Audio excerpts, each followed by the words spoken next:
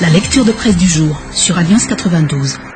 Lecture de presse tout de suite, les dissidents du team dans l'embarras, et ce sera aussi le sujet de notre lecture de ce jour. Regrettent-ils leur décision? C'est la question que se pose en voyant la présence de Rin Andriamanda Visset à côté du secrétaire général du team Mamra Kouril. C'était lors d'un meeting que ce dernier a organisé samedi dernier dans le district de Lalangin. Cet ancien ministre de tourisme figure parmi les dissidents de TIC Madagascar qui ont quitté leur mouvance d'origine pour intégrer le gouvernement unilatéral de Camille Vital. Ils ont trahi le disciple de la mouvance Ravalmanen pour les questions d'intérêt, nous dit ici le journal Midi Madagascar. Et toujours au journal de nous citer alors les 6 autres personnes qui avaient intégré le gouvernement donc de Camille Vital. Mais outre ces membres du gouvernement, enchaîne toujours ici Midi Madagascar, des anciens parlementaires team qui ont emboîté le pas à Rarnev Andrenatouanj ont déjà regretté leur décision. Certains d'entre eux demandent à réintégrer leur mouvance d'origine. Cependant, cette réintégration semble être confrontée au refus de ceux qui sont restés fidèles au Touln. Et ces derniers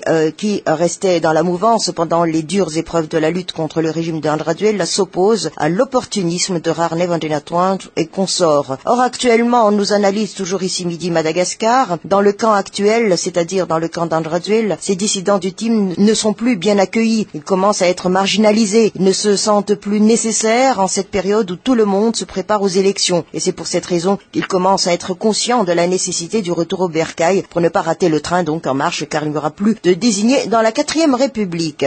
De cet article de Midi Madagascar, titré après le retour de Lalo, les dissidents du team dans l'embarras, on nous dit que le retour au pays de Lalo Ravalmanen, l'épouse de celui qui a fondé le TIC Madagascar, semble être un facteur déterminant pour le retour au bercail des dissidents de l'ancien parti majoritaire. Mais une question reste à répondre. Le retour de ces brebis galeuses, entre guillemets, est-il une bonne chose pour le team qui devait renforcer sa base en vue des prochaines échéances électorales? En tout cas, le retour dans leur camp d'origine des dissidents du team n'a pas encore fait l'objet d'un débat à Bel Air, nous conclut ici Midi Madagascar. L'Express de Madagascar, congrès du TGV, l'heure de vérité pour le préféré de Raduel. Voilà ici le titre mis à la une par le journal L'Express de Madagascar. Et à ce sujet justement, l'heure a sonné, nous dit ici l'Express de Madagascar. Le parti Malagasy Voun TGV s'apprête à organiser son congrès et ce à 2 semaines de l'ouverture du dépôt des candidatures à la présidentielle. Le rendez-vous donnera en principe un indice sur la position d'André Raduel, la présidente de la transition sur le scrutin à venir. Et selon des sources concordantes,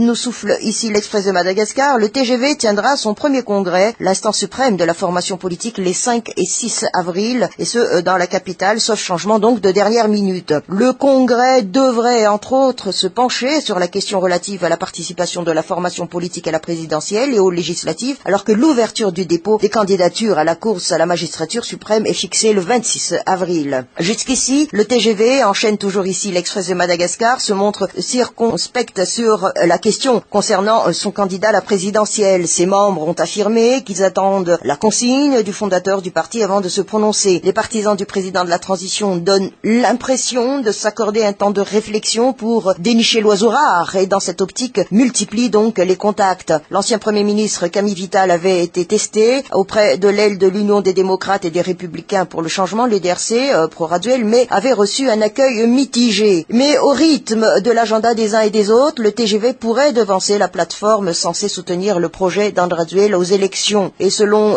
les explications de l'Antrakoutmav, je cite, « Nous sommes un parti fondé sur une idéologie, une plateforme est mise en place pour atteindre un objectif ponctuel et précis. » Fin de citation. Tout comme le TGV, l'UDRC, Raduel attend donc sa position avant de se prononcer. Nous aurons une réunion avec lui, a soutenu d'ailleurs Benza Urbain Andriantizen, vice-président du Congrès et secrétaire général de la plateforme sans en préciser la date. Le TGV fait partie de l'UDRC, donc des discussions en interne existent, a-t-il conclu. Voilà sur ce sujet. Courrier de Madagascar, Nirad Rafalmanana candidat Nizanizao, after one Firenena. Les élections sont impératives. Les 2 titres ici mis à la une par Courrier de Madagascar. Mais 2 personnalités ici sont soulevées par Courrier de Madagascar à travers un titre Adzu Andrian Narvel ou Eri Radornar Mapian, le dilemme de Raduel Raduel. Voilà le titre ici donné, car selon la lettre de l'océan Indien, LOI, dans sa livraison du 15 mars dernier, nous livre ici Courrier de Madagascar, André Raduel balancerait entre le vice-premier ministre en charge de l'aménagement du territoire, Adzu Andrenenarve, le ministre des Finances, et Radzonar Mapian, s'agissant de son candidat pour les prochaines élections présidentielles. Et selon toujours cette source,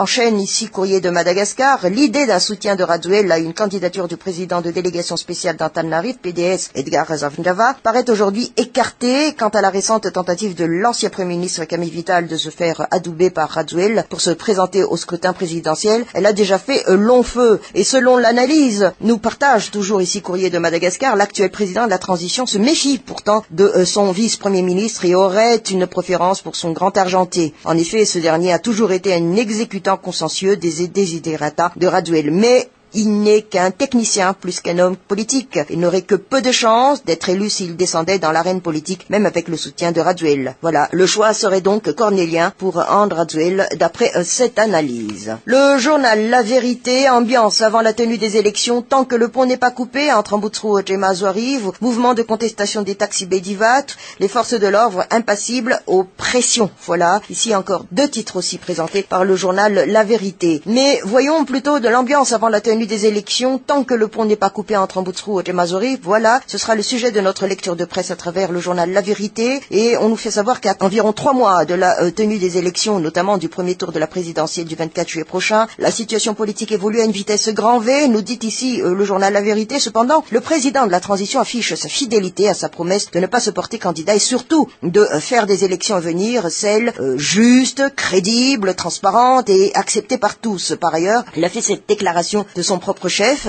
Il n'y a pas de raison à cet effet qu'il fait machine arrière en agissant dans l'autre sens. Par rapport justement à cet l'autre sens, on revient par rapport à ce qui a été dit aussi dans la presse d'hier, car des bruits ont fortement couru, fait rapporter par certaines presses de la capitale. On nous enchaîne ici le journal La Vérité, qu'une nouvelle transition sans Omer Beric se prépare du côté d'Amboutrou. Et questionné justement sur ce sujet, la présidence a tenu à préciser, et je cite, cette idée superflue n'est jamais au programme de l'homme fort d'Amboutrou. Fin de citation. Et à quoi bon envisager une transition bis de la part du président André Raduel, si c'est toujours ce dernier qui reste à la tête du pouvoir? Ses efforts de ne pas se porter candidat à la présidentielle ainsi que sa détermination dans la mise en œuvre de la feuille de route restent inutiles. S'il juge nécessaire de changer en cours de route de Premier ministre, tout en sachant pertinemment que ce choix n'est pas sans impact sur la recherche de sortie de crise avec la communauté internationale. Certes, admet ici le journal La Vérité, la cohabitation au sein du gouvernement, comme toute cohabitation, n'est pas facile et plus d'une fois, la différence de point de vue entre Amboutrou et Mazoriv s'étale au grand jour, mais de là